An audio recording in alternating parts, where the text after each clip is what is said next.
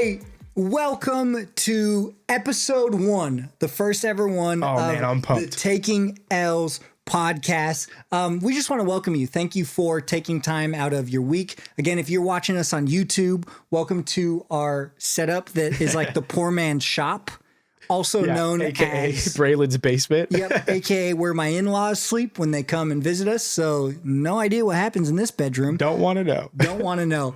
And if you're listening on podcasts right now and you just hear our voices in your little old ears, just imagine two good-looking guys in a basement with like a vibey lamp. So Just hanging out. there's that. Use your imagination. But again, we want to welcome you to Taking L's. This is meant to be a conversation that really is going to make you laugh. We want you to laugh with us. We want you to laugh at us.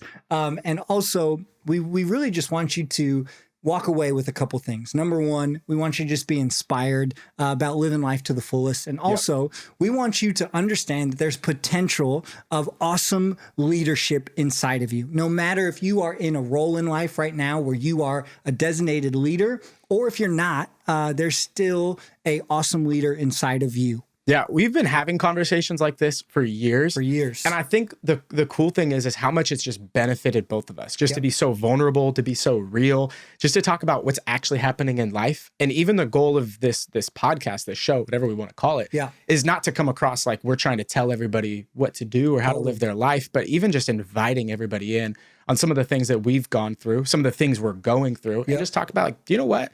You might make some mistakes, you might have some failures, but you can learn from it. Life goes on. Life actually can get better, and you can learn how to become a better person, a better leader, just in the midst of all of it. I've only been on this planet for 29 years. 28. And if I can be an expert in anything, I can be an expert in the fact that life can be really hard. Yeah. And sometimes the only way to make it through those hard moments in life is just laughing about it and talking about it. So that's why we exist, is just maybe you're going through something that's kind of hard, or maybe your life is awesome right now. Yeah. Well, then let's celebrate that. Let's laugh about that. And let's have a conversation about the hardest moments in life and the best moments in life and everything in between. So, For real. Dillon, tell them just a little bit more about how they can follow us. Yeah, so we are going to be on YouTube, podcast networks. That's probably where you're finding us right now. Make sure you hit the subscribe button so that you can join us every week. We don't want you to miss a conversation. Also, follow us on Instagram at TakingLs_podcast. We'd love to keep you updated with what's going on and let you know when new shows are up and posted and things are happening. So, of course, we've kind of said it 100 times already. But if you're listening on podcast or on YouTube, there's another way you can find us, and that is MySpace. I wish, bro. Let's bring back MySpace. Bring it back. Top 8. Let's all rank our friends again. Justin Timberlake tried to bring back MySpace. Didn't do it. That didn't work. He brought sexy back, but not MySpace. Hey, couldn't do it. Like, why did I lean into the mic for that? Because I felt that joke, and I wanted it to be loud. Literally said sexy back and stared at the camera. I'm bringing Sassy back. Like, that one was just for Carly as she's watching. No one else, just for Carly. Said with a list, I'm bringing Sassy back. But all that to say, we are also going to be doing a once a month YouTube live, because we are looking forward to the chance once a month to engage with everybody who listens and views. So join us on YouTube live. We're going to be meeting, doing our YouTube live. I said meeting, like we're together. We're actually not going to be together. You're such a pastor. But we're going to be doing YouTube live the last Monday of May. Yep, May 25th. May 25th. It's Memorial Day. We're going to celebrate Memorial Day together at night. It's going to be awesome. It's going to be a memorial. Hey, it will be. It will be.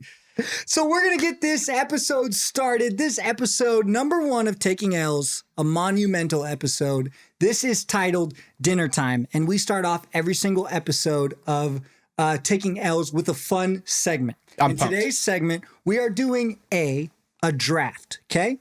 We're going to go back and forth, and we're going to draft a crew of 4 celebrities to have the best night out on the town with. Okay? Yeah. So we're going to go back and forth, and then you can determine actually who the winner is. And you can just determine that in your heart of hearts. Just as you're listening, you can kind of just in your own mind say, I think the winner is Braylon. Yep, absolutely. Or Just a different idea. Okay. We have Instagram that everyone's about to follow us on. Yep. And after the episode posts, we'll put a poll out and we could find out, hey, which draft did you think was better? Way better idea. So here we go. First segment of the first episode, Night Out on the Town draft. Okay. 4 celebrities. We're going back and forth. I should go first because we're in my basement. Great. Home field advantage. You go for it. With the number 1 pick in the Night Out on the Town draft, Braylon Oliver selects Kevin Hart. That was on my list. I'm not going to lie. That's why I went first, because I knew he was going to be a pick that we're both probably going to make. This is like playing the Seahawks at CenturyLink. Here's my thought process. I already feel defeated. Here's my thought process. Okay, fill me in. If I'm going to have a night out on the town without Carly, my amazing wife. Oh, you didn't want to invite Carly? She's not a celebrity. She's a celebrity in my own eyes. Okay, there you go. But not to the world. Good recovery. Okay? Good recovery. Carly, if you're listening, that was great. If you're listening, you better be, or you're sleeping on the couch. If we can't get our wives to listen to this, we should just stop after episode 1. We should pack it up and go home. Oh, man. I am home. But Kevin Hart. That sounds like a good time. Kevin Hart, because if I'm going to spend the night out in town, I want to just have a great time. I want to laugh. I want to go for it. I want to even maybe get in a little trouble, And I feel like Kev Hart could do that. You would want to get into a little bit of trouble. You get it. Who's your pick? Okay, so my first pick, Kevin Hart actually was going to be my first pick. So now, like, internally, I got to, process who I'm going with. As you know, we both love good food. We do. So I want to get good food that I would not have access to. Okay. So in order to get good food that you don't have access to, you got to have someone who helps create good food that other people don't get access to. So I'm bringing Dave Chang with me. Ooh. If you've ever seen some of his shows on Netflix, Ugly Delicious, he's got some amazing shows, some amazing restaurants. I dream of going to all his restaurants. I was in New York one time and I went to Momofuku. Great. I went to the noodle bar though, which is like the lower version of the fine dining. Yeah. But I'm like, imagine David Chang getting you into all these restaurants you can never get into yourself, and you would eat the best food and have the best time. That would be so fun in my eyes. I'm going to take advantage of these awesome swivel chairs, and I'm going to pan to the camera for those of you on YouTube. If you are bored during quarantine or just in life, one of the best shows you can possibly watch is Ugly Delicious, David Chang's show on Netflix. Yes. Nephew Cody, our producer behind the camera, have you seen Ugly Delicious? You should. You should watch it. You and Anna need to check it out. So I have Kevin Hart. You have Dave Chang. Yep. So far, I'm winning. My second pick is, so if I'm going out night out on the town, I have Kevin Hart. We're not going to be going to places I can afford. Yeah. Okay? Yeah. So, AKA, we're going to anywhere nicer than Chipotle. Yeah. Yeah. Yeah. And so I need someone who's going to pay. Yeah. And I need someone who I know is just going to help financially make the night awesome. So there's no one better with my second pick than you get a car. Oprah Winfrey is my second pick for night out on the town draft. So I got Kevin Hart and Oprah Winfrey, and I'm laughing and I'm not paying for a thing. I'm trying to imagine Kevin Hart and Oprah partying together. Yeah, I can see it. I'm struggling to see it, but I really want to see it. If there's any way we can make this happen, we should 100% get Kevin Hart and Oprah together. It would be like my family outings with my drunk black uncle and my Republican aunt together. That's basically what it would be like. Is Oprah a Republican? No, but she's well put together, which is kind of, I just refer to that as Republican. So there's that. We don't need to go there. All right, your second pick.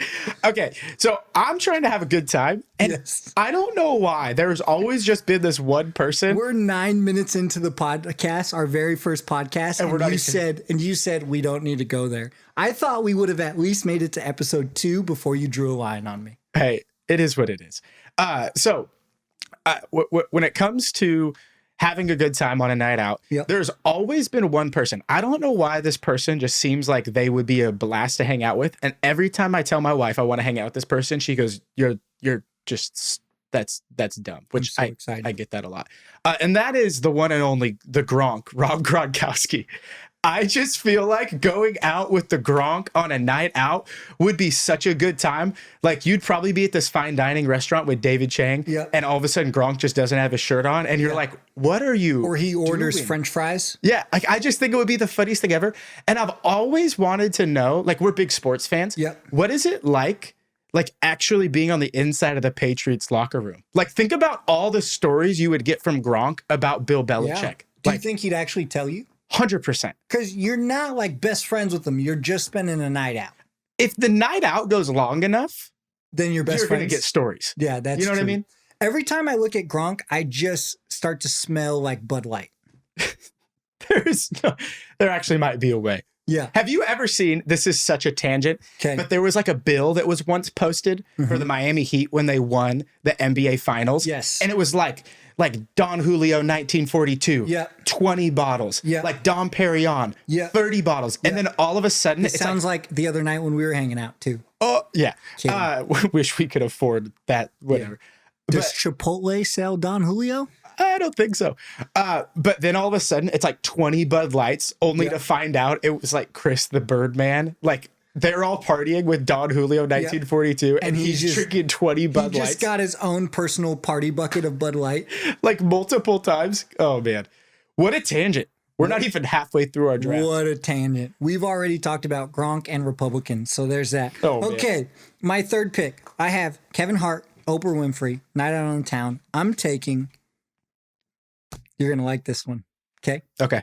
I'm taking, and this is for you sports fans out there, I'm taking Steve Kerr. Ooh, one of my favorite people of all time. Steve Kerr is the coach of the Golden State Warriors. That's team Steph Curry plays on for all of you married women who are married to sports fans out there. I know you know Steph and Aisha. Well, Steve Kerr is their coach. Also, Steve Kerr played on Michael Jordan's basketball team. Shout out to The Last Dance, greatest sports documentary ever. I'm taking Steve Kerr. Why, you ask? Because I feel like he could tell us some great stories. Yep. I feel like he'll be a great change of pace from Kevin Hart and myself, you know? Yeah, absolutely. He's also just a very kind guy. Yeah, I feel like he'll ask questions. He'll help facilitate the conversation. And mainly, I just want to hear him answer the question, who's better, the Warriors team that won 73 games or the Bulls team that won 72 games? Because he was a part of both teams. I would love to hear that answer. So I mainly drafted him just for that. But he's also a great guy, great Twitter follow as well. And so I think Steve Kerr would make a great crew member for a night out on the town. Bro, absolutely. Okay, I'm pumped for this one. Great. I think you're going to be jealous of this one. I like my squad. Because this is someone we both look up to. Okay. Bill Simmons.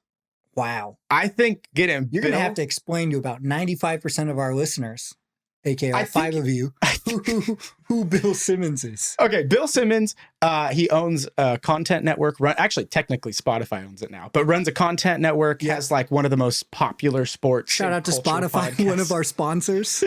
At least one of the platforms we're on. We wish Spotify would sponsor us. But Bill Simmons, like, actually is a phenomenal leader. All the people that work for him, like, seem to love to work for him. Yeah. And they talk about it all the time. But like, his voice and the way he carries conversations, like he's had Obama on his podcast. Yep. He's had like political writers on his podcast. Yep. He's had Kevin Durant on his podcast. Like he's had such a sphere of people in his podcast. And I just think it's so cool that he's able to carry conversations with all those people. I love that you just put Kevin Durant in the same sentence as Obama and political writers. And that's what I'm saying. It's just like so like his like content and the people he has on is like so diverse. It's not just sports, but it's culture. And I think it's awesome. And I'd love to hear him just talk about sports and life off of the air. Stay tuned for episode 2. We will also have Kevin Durant on this podcast as well.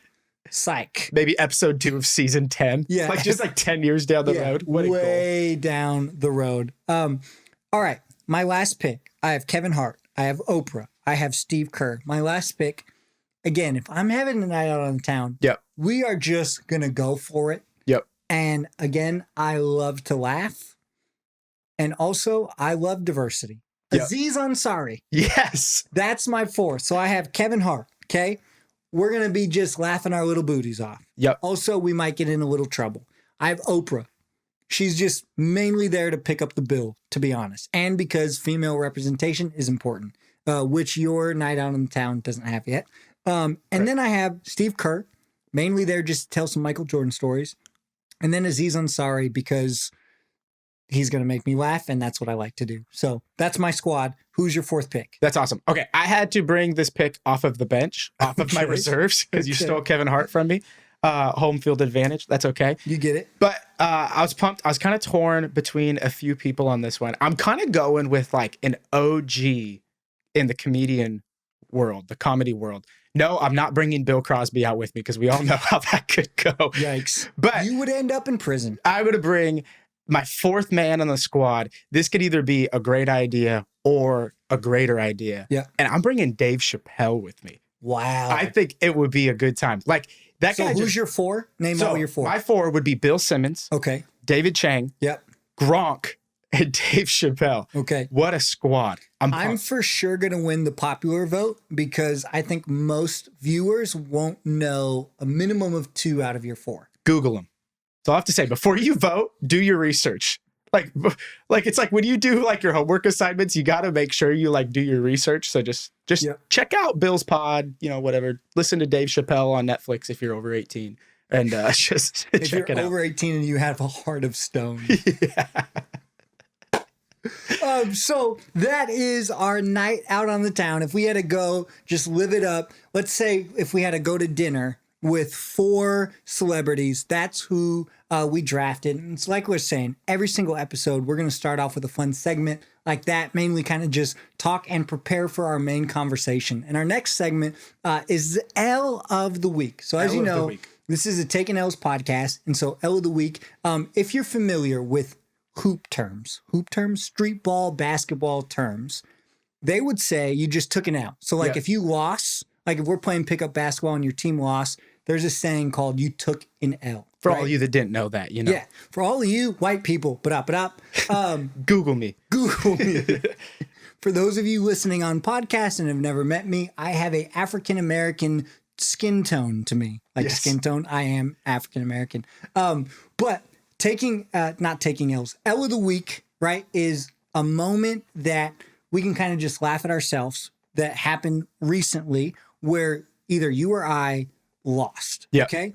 And for me, this episode of Dinner Time, I have a L of the week.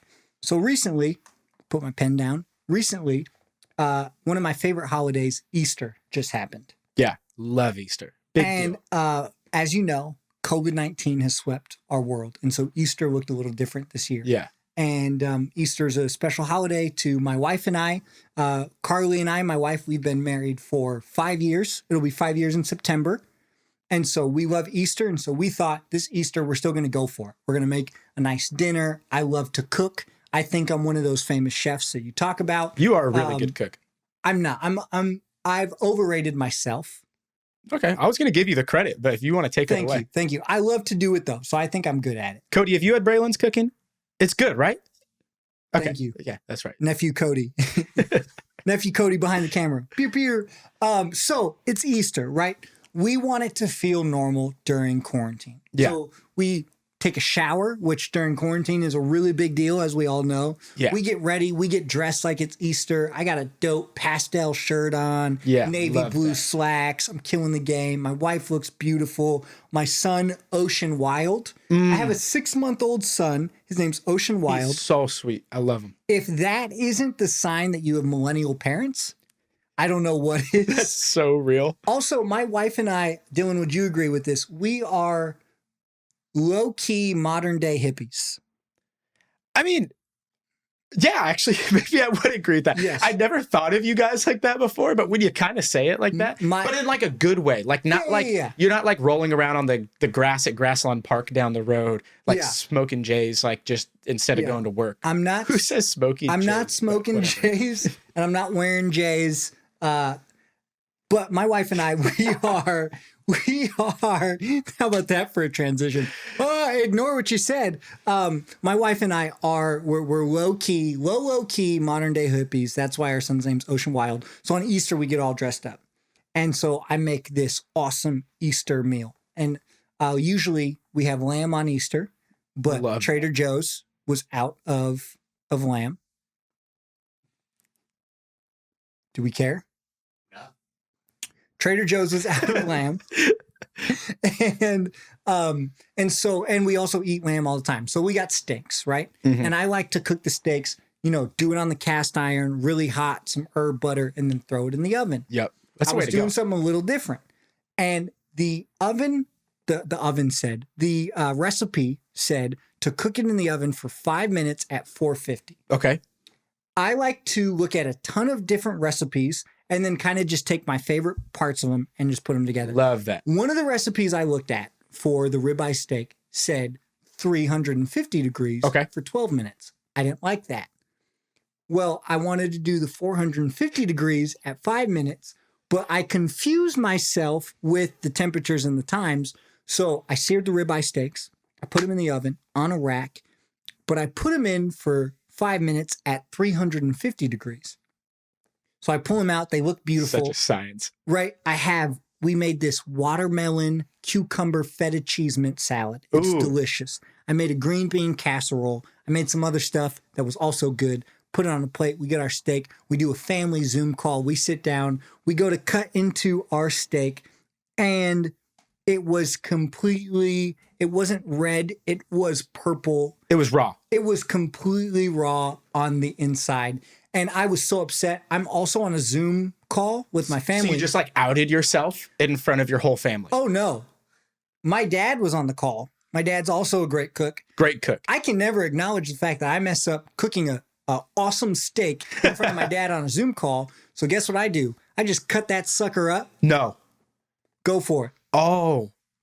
It took you 20 minutes to chew it? My stomach still hurts to this day. But all that to say, on Easter, as I'm knocking the mic around, all that to say, on Easter, it was just Carly and I at the dinner table eating our awesome Easter meal. Easter's always been really important to us. And it felt weird that it was just her and I because Easter is usually a day that we have a really full dinner table. Yeah. Right? We actually, you and I have spent the last few Easters together. Our friend group gets together on Easter. Our friend group gets together. It's something that's really important and special to us. And we always have a full table of about 10 to 12 people. Yep. And it just made me realize and kind of remember the significance of who's at your table. That's really today's conversation topic that we want to dive into is you, the listener right now. Who's at your table? Who are you eating with? Who are you actually living life with? And so, Dylan, I'll kind of throw it over to you to kind of just talk about, I know you've been on a journey in your life of really embracing this idea of being intentional about who's at your table. Yeah, it's weird. I think at some point you grow up and you maybe don't acknowledge some of the things that are going on in your own life. Yeah. And sometimes I think it takes really good friends, really good people in your life. Yep. You've been one of those people for me that just helps you notice things that should matter. But for some reason, you never noticed it yourself. Yeah. And sometimes it's maybe even, I don't know if I'd say anyone's necessarily at fault. Sometimes people are just unaware. But I think when all of a sudden you do become aware, it actually becomes a responsibility of yours. It becomes something that you should be intentional about. And I don't know, I think for me over the past couple of years, I think I've been thinking so much more intentionally of who are the people that I'm getting together with? Yeah. Are the people that I'm getting together with adding something to my life? Are they adding value to my life? Am I adding value to their life? Yeah. But also thinking through things along the lines of does everybody that I'm getting together with, do they even look just like me? Is everybody that I'm getting together, do they think just like me? Is everybody getting together that we're all we all believe the same thing, whether it's about life, believe the same thing about finances, believe the same thing about religion. There's so many different types of people in this world. And I think there's so much we can learn from so many different people, so many perspectives that we can gain. I just think that there's so much value to who you're hanging out with, who you're literally sitting at the dinner table with. Yeah. And I love the analogy of the dinner table because the dinner table, a good dinner table, you're probably not just sitting on your phone on Instagram. Yep. You're not really watching a TV show. Yep. You're engaged with each other in conversation. You're learning about each other. You're caring for each other. You're actually asking how each other's doing, asking, what do you think about this? Give me your feedback. Give me your thoughts. And so I just love this idea of who's at your dinner table. Who are you hanging out with? Who are you learning from? You said something great a second ago that I want to go back to. You said do they look like you? And I know for you, you have gone on a journey specifically with that. Yeah. And if you are listening and you're not familiar with what Dillon and I look like, Dillon is white, a beautiful white guy with a great jawline and great facial hair. And I recently shaved it. I'm glad it's back. It is. Dillon did shave it, and let's just put it this way: he's made better life decisions. Yeah, that's true. And my mom's white, my dad's black. I'm mixed. I look. If you had to pick between the two, I look way more African American than I do white, and I'm very, very proud of that, and very happy with what I look like. And so, you said, do they look like you? Again, I know you've been on a journey with that. Kind of speak to how you have had to get people at your table that don't look like you, and kind of the challenges that you've had to even embrace with that. Yeah, and I think we're all on a journey. Yeah. And so, like, I'm not even trying to say, like, we're all on a journey. What does that mean? We're all on a journey, meaning we're all still learning. Because when I hear journey, I think of like a hike, and like I'm not on a hike. Yeah. Like I'm sitting in a basement. Like when I think of a journey, I think of a long trip. Yeah. I think of like a long hike. You can even think of it like that. Yeah. That it's like we have a destination that we're going for, but we're not there yet. Yeah. And so I'd say even in this area, it's like, okay, I have something that I'm going for. You have something that you're going for. But I think we can admit that we're still on our way there. And so for me, even to give you a little bit of my story, and we've talked about this a bit, is like how I grew up. I grew up in an area that was predominantly white. Yep. Grew up in schools that were predominantly white. And I remember just growing up and not like, I don't think I necessarily had like a perspective that was bad, but I would say I didn't have a perspective that was large. I didn't have a perspective that was broad because I didn't have other people's perspective that didn't maybe look like me and grow up like me. And I remember you've been key in this. I've had some other friends that have been key in my life that all of a sudden having conversations and realizing and learning other people's stories about how they grew up and how they looked specifically affected their life. I remember this is probably about 4 years ago. We were sitting at a table and we were talking, and at the time you were living in downtown Redmond. I don't know if you know what story I'm gonna tell, but you were walking down Redmond, just going to Trader Joe's to pick up some groceries for dinner. And you were walking down the street just wearing a hoodie, and a police officer rolled up right next to you and basically was like, "So what are you doing around here?" And what do you do? And you're like, and I was literally 8 feet away from the luxury apartment building that I lived in. Yeah. And you're like, I live right there. I live in unit whatever. My wife's name is Carly. I'm literally going to buy groceries for Carly. And I could even just sense from you as you're telling the story, the nerves you had in that moment, like just being afraid and being frustrated and feeling hurt. And, I've heard countless stories like this. And I remember, but hearing one of my best friends, someone that I had grown to love just for who you are, but hearing how, because of what you looked like, how you were treated, that really just like, that's something I hadn't experienced before. Yeah. And I remember even in that moment being like, man, I gotta be more willing to have conversations with not just my best friend, but other people around them and learn from their experience. Because based upon whether that experience is because of what you look like or because of something else, everybody has these experiences that help us realize that the world isn't just how I see it. And that because the world isn't just how I see it, that should change how I see the world and how I react to the world. You know what I mean? Absolutely. I think perspective is so important, right? Yeah. And even challenging your perspective and enlarging your perspective is so important. They say of all the things that grow, that fruit is actually the hardest thing to grow, like a successful fruit tree or fruit plant. Yeah. I'm no farmer, so give me a break here. But like weeds grow really easily. Yeah. Even flowers under bad circumstances, flowers are known to grow. Trees are known to grow. Even vegetables. It's easier to kind of grow some vegetables than it is fruit. These are all things that I've heard before. And so when something bears fruit, it's kind of a big deal. Yeah. Right? Yeah. And so if you want your perspective in life to bear fruit, if you want your perspective in life to be one that is healthy and even consumable for other people, you have to be intentional about watering it.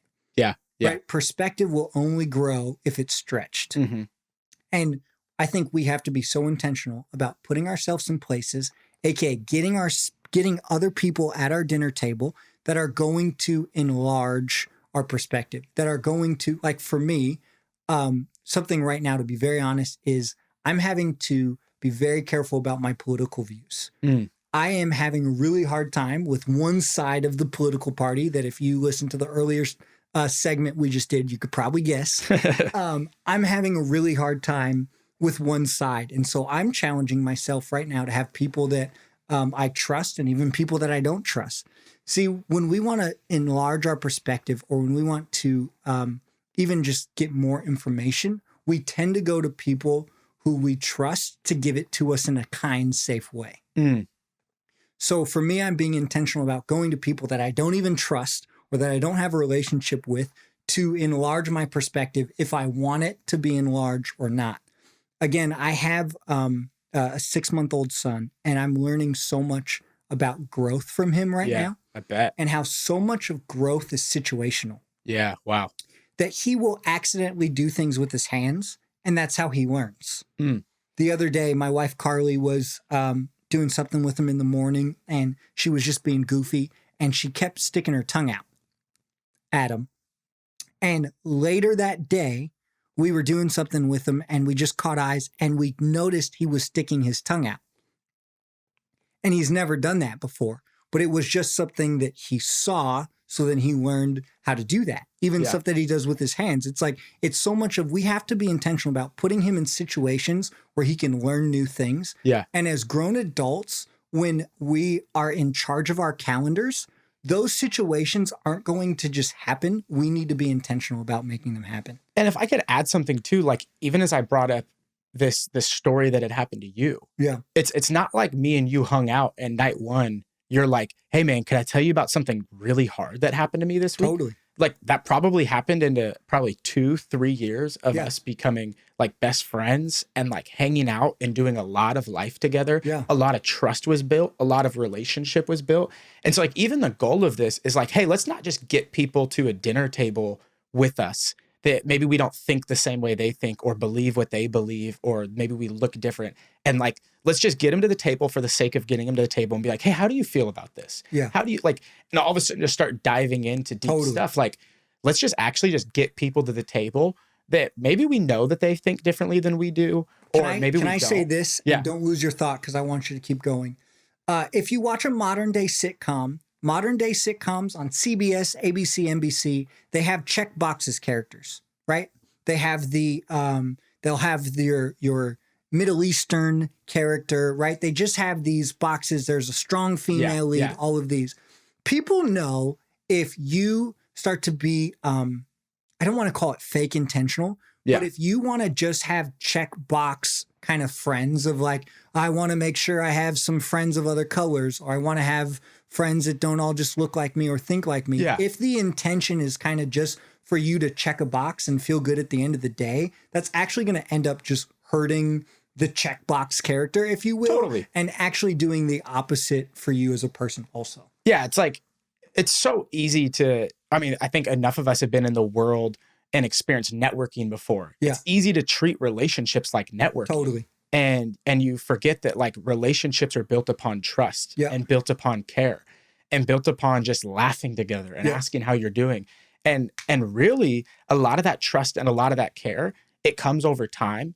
It comes over hours at dinner tables together. It comes over hours of hanging out at someone's house, and not to do it just to say you did it, or not to do it just because you feel like you're supposed to, but to do it because you just genuinely care about people and realize that we're better when we're together. We're better when our circle is bigger. And I believe that there's a value. We have a really close group of friends, which is awesome. But what I also love about our group of friends is that we also have a lot of other friends as well. Yeah. Like I would actually hate our group of friends if we only hung out with each other. Yeah. But I love that we have other friends outside of it, because for me, we were talking about this the other night, actually. Like for me, like I want to be the person that actually is just gaining more friends as life goes on, not getting less. Totally. You know what I mean? That's great. Let me ask this question. And this is something that we'll probably bring up in every single episode that we do. But how do you suck at this right now? Oh, man. I think it's so easy to listen to podcasts like this. Yeah. And it's like, here's a thought. And of course it sounds good. And it's like, okay, another thing to think about. But this is also kind of challenging things. If things were easy, everyone would do them. Yeah. Right? Yeah. You've never really heard a podcast on, hey, make sure you breathe tomorrow. It's like, no, because just normal breathing is pretty easy to do. So how do you suck at this thing? I think it's really easy to be content when it comes to friendships. And I don't know what the number is. I think for everybody it could be different. I don't think anybody picks a number and says like, I'm going for that number. Totally. But I think at some point you can hit a level of depth with enough relationships that you go like, okay, I think I'm good right there. Yeah. And to be honest, I think for me that is something that sometimes, frankly, I suck at. Yeah. That I'll look at a month and be like, I kind of hung out with a lot of the same people and just was really comfortable. Like I didn't maybe reach out to somebody that I haven't hung out with in a long time, or I didn't I kind of have been inviting the same couples over recently. Yeah. But maybe like who else could I be reaching out to and hanging out with? And I don't know, like I think it's just easy to get comfortable, to be honest. And so I'd say for me, like that would be one thing is like, I think it's just easy to be comfortable with who you are. And like, I know that can sound good in some ways, but to be honest, I think sometimes that's not a good thing. Yeah. And I would say for me, that's something I'm working on right now is just trying to like get out beyond my comfort and the people I'm comfortable with and continually push beyond that. I love that. How about you? What would you say for you? I think that with quarantine happening right now, and I'll get really practical, is a lot of my interactions with people obviously are via FaceTime. Yeah. FaceTime's my love language, so I love to FaceTime. The other couple weeks ago, I spent 12 hours on FaceTime, the FaceTime app during the week. That's awesome. My phone told me that, so that's how my productivity is doing. But I love to FaceTime. And of course, like with FaceTime, you kind of just FaceTime your closest friends, right? It's like you don't just randomly FaceTime people because a lot of people think that's weird. But I was just thinking about like, and this kind of goes into our As You Leave, but I was looking through my FaceTime, all the people I FaceTimed, you were on there a lot, some of our other friends were on there a lot. And I literally thought about the fact that my FaceTime history doesn't match the circle that I say I have. My FaceTime history was essentially the same for guys. Wow. And like my mom and dad. Wow. And my sisters. And that was about it. Dang. And again, it's like, well, it's quarantine, it's FaceTime, but I want every area of my life to match my heart. And if I say I'm someone that cares about diversity, if I say I'm someone that cares about having a large table, right? Who's at your table? Dinner time, right? If I say I'm someone that is intentional about continuing to enlarge my perspective, continuing about building relationships with people that don't think like me, with people that don't look like me, even people that don't love like me, then my FaceTime should actually match that. My text messages should match that. That's so good. My calendar should match that. And COVID-19 quarantine shouldn't change who I am as a person. COVID-19 hasn't changed my heart of who I want to be and how I want to lead my family. Yeah. But yet, if you looked at my texts, if you looked at my FaceTimes, if you looked at my calendar, it has. And one of the things we're going to do here on Taking L's every week is kind of just give you a thought for as you leave. So Dillon, give us the kind of as you leave practical application for this week. So the question we want to ask everybody this week is, why is your circle the way it is? Yeah. And I think if you were to leave listening to this podcast or to leave watching this YouTube video, is to ask yourself, why is your circle the way it is? Yeah. I think anything that is good has a level of intentionality to it, to be honest. Like, I actually think that it's rare in life that you just consistently stumble upon good things. Like, maybe you do stumble upon some great things, but I think the great things that happen in life are things that we intentionally go after. Yeah. And one of my favorite sayings is be the friend that you want somebody else to be for you. Yep. And I remember a couple recently that me and my wife had met, and they were so intentional about wanting to hang out, and they just kept hitting us up. We're like consistently texting us and encouraging us. And we had like just met them, barely knew them. And they were being such amazing friends to us before we ever really even got to like build a relationship. Yeah. And it was one of those things like, man, these people, they're just like, they're so attractive with the way that they live their life, and they're being intentional and caring for us. Like, we want to reach out to them. Yeah. And to be honest, we kind of like knew them from a distance, but like we hadn't really like made the intention ourselves. Yeah. We started hanging out with these people, and these people would be two of our best friends to this day. And we talk to them a lot, and they're amazing people. And I remember not walking away from that relationship, but I remember like now years down the road being like, it all started because they just were so intentional, but they were the friends that they wanted really us to be. Yeah. And maybe they didn't think of it like that. They were just being really good friends, but they were intentional. And I think for us to ask the question, why is my circle the way that it is? Yeah. And recognize, like, is there a way I want my circle to grow? Yeah. Is there a way I want my dinner table to look different? Yeah. Is there a way that I want this conversation for me to change? We've now had the conversation. Yeah. So as you leave, how can we be intentional in our response to that question? I love it. Hey, thank you so much for joining us. Episode 1, this was Dinner Time. Again, like Dylan said in the beginning, subscribe now, follow us on Instagram.